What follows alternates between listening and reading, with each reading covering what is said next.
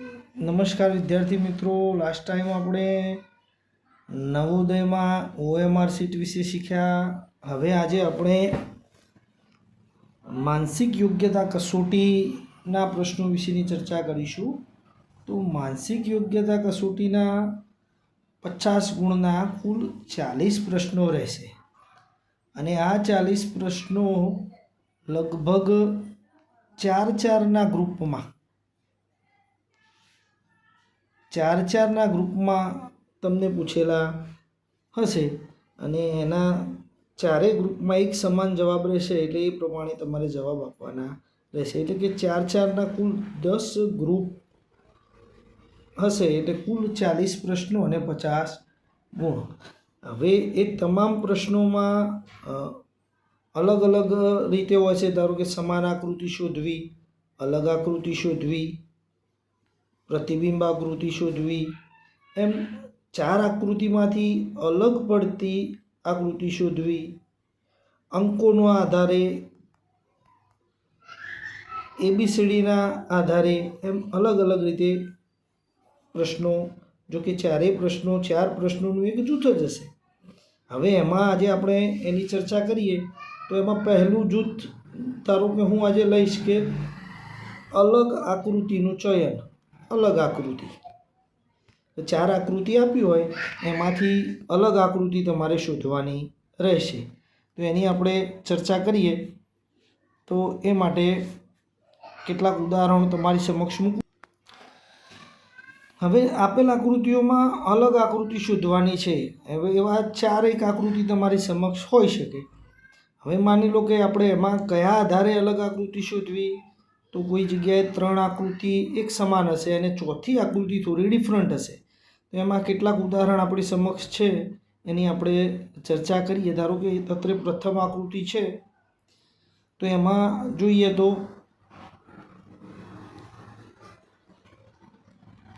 પ્રથમ આકૃતિમાં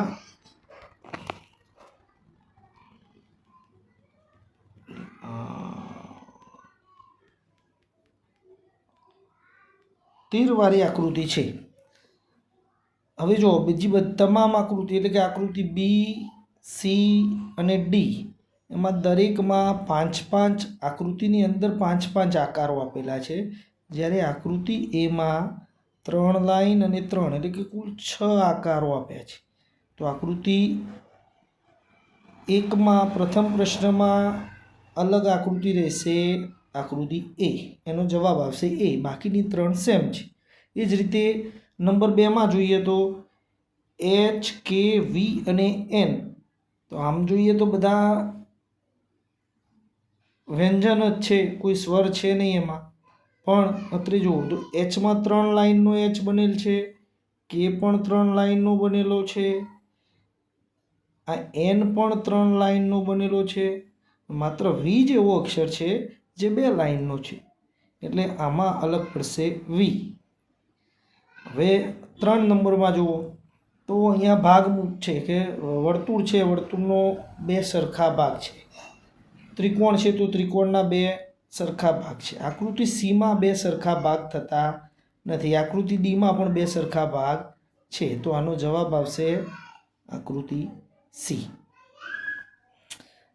4 નંબરમાં જોઈએ તો જુઓ, ચારેય આકૃતિમાં પહેલી નજરે જ તમને તફાવત દેખાઈ આવશે કે I, C અને D એ બંધ આકૃતિઓ છે, જ્યારે B એ ખુલ્લી આકૃતિ છે, એટલે એનો જવાબ રહેશે B.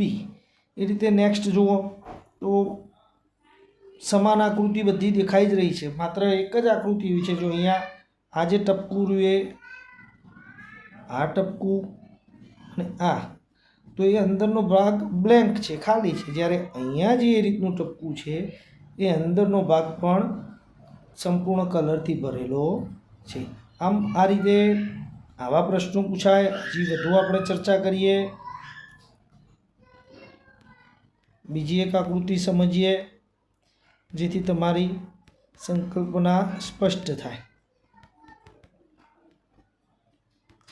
આવી જ આકૃતિઓ તમારા પાસે જો નવોદયની બુક હોય તો એમાં તમે પ્રેક્ટિસ કરી શકો છો. આની ચર્ચા હવે આપણે ચલો એ આ લઈએ. હા, હવે જો અહીંયા પણ લગભગ 8 થી 10 એક પ્રશ્નો છે, એની આપણે ચર્ચા કરીએ. તો પ્રથમ આકૃતિ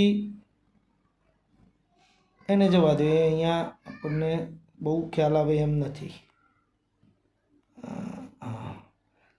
તો એમાં જુઓ ઘડિયાળના કાંટા છે.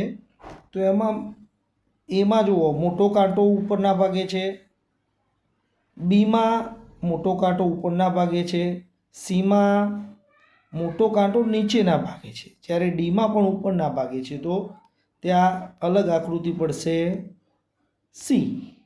તો એનો જવાબ સી રહેશે. સી. હવે 2 નંબરમાં જુઓ, તો આ એક સારો પ્રશ્ન છે કે 13M, 23W, 20E અને 10J. તો અહીંયા ABCDના અક્ષરો, ABCDમાં કુલ 26 મૂળાક્ષરો છે, ABCD A to Z. હવે એનો જ ક્રમ છે. અહીંયા જુઓ કે 10 નંબરમાં J આવશે, 13 નંબરમાં M હશે, 23 નંબરમાં W હશે. પણ આ A B C D E એ 5 નંબરે આવે છે. તો અહીંયા કરીને 20 લખ્યા છે, તો એનો જવાબ બનશે સી. એના નીચેની આકૃતિ જુઓ,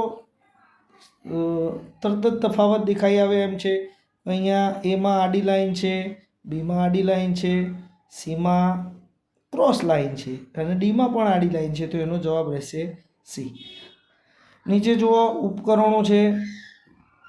તો આમ પ્રથમ 3 રહ્યા એ ઇલેક્ટ્રિક ઉપકરણો છે, જ્યારે ચોથું એ ઇલેક્ટ્રોનિક ઉપકરણ નથી. તો એનો જવાબ આવશે ડી. ચલો 19 નંબર, એટલે કે અહીંયાના 19 નંબરના પ્રશ્નમાં જુઓ, તો આમાં 3 કિરણો છે, આમાં પણ 3 કિરણો છે, આમાં પણ 3 કિરણો છે. તો આ આકૃતિ જે એવી છે કે જેમાં 3 કિરણો છે, સાથે એક એક્સ્ટ્રા લાઈન પણ છે. તો એનો જવાબ આવશે ડી. એ રીતે નીચેનામાં કુલ 5 એરો લાઈન છે, 5 એરો લાઈન છે, 5 છે અને આમાં પણ 5 છે. પણ આમાં 5માં એક નાની, 5માં એક જ નાની, 5માં એક જ નાની, જ્યારે અહીંયા 5માં 2 લાઈન નાની છે. એટલે એનો જવાબ રહેશે ડી.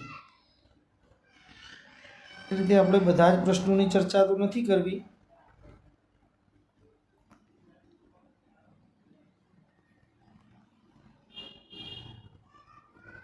હવે એક છેલ્લો પ્રશ્ન લઈ લઈએ. બરાબર ને? ચલો આ લઈએ 23 નંબરનો, 22 નંબરનો. તો 22 નંબરમાં જુઓ, ત્રિકોણ છે, સાથે 2 કિરણ દોરેલા છે.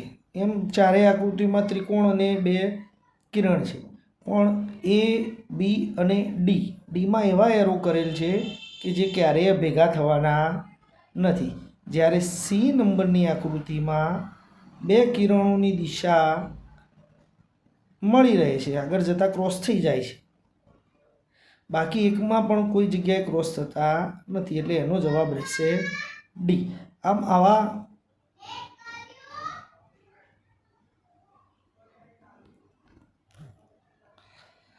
અનેક પ્રશ્નો તમને આમાં આપેલા છે અને આ રીતે તમારે એનો ઉકેલ લાવવાનો રહેશે. કદાચ 1-2 હું તમને ગૃહ કાર્ય માટે એક સરસ મજાનો ફોટો ક્લિક કરેલો આપું છું.